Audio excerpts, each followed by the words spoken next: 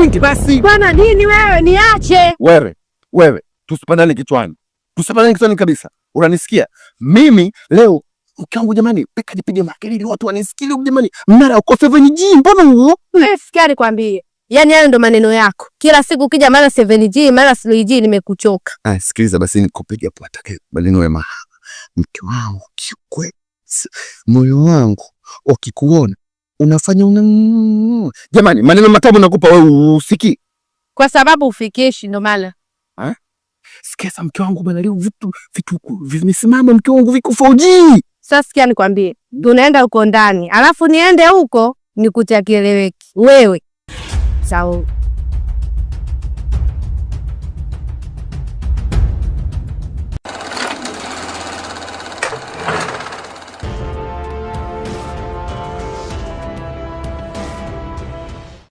Huku wewe. Niache bwana, nimesema. Niache, wewe kitu gani umechokielewa? Mimi sikielewi.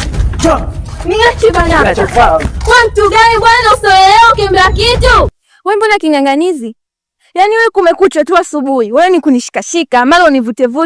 Wewe unashindwa kuungana na wanaume wenzio. Muende mkatafute hela huko, sijui mnatafutiaga wapi, uje unipe hapa mimi nile nishibe. Wewe kunivuta. Kwani shida yako nini? Shida yako nini? Yote. Hujanisikia wewe kiziwi? Kwa hiyo ulijua hapo unakuja kula, kunya na kulala eti. Hapa umekuja kushenyentwa tu. Sawa? Yaani mimi nilikulazimisha unioe. Wewe mwenyewe umenipenda, mtoto mzuri navutia, mweupe sijui ndio umepagana rangi, ukaja ukanioa. Sikia sasa. Baba yako alipokea mali yangu, wakagawana sijui hichi cha mjomba, hichi cha babu, sijui cha bibi, sijui alimuogeshaga. Hapa hujaja kukaa. Wewe toka nimekuoa. Hata siku moja sijalamba. Yaani mimi naishia kuona vile kama mtoto mdogo naona kwa beseni anaogeshwa ila ulambi.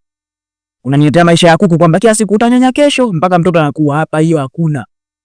Leo hapa lazima ni sijakulazimisha unioe. Tafuta hela, sawa?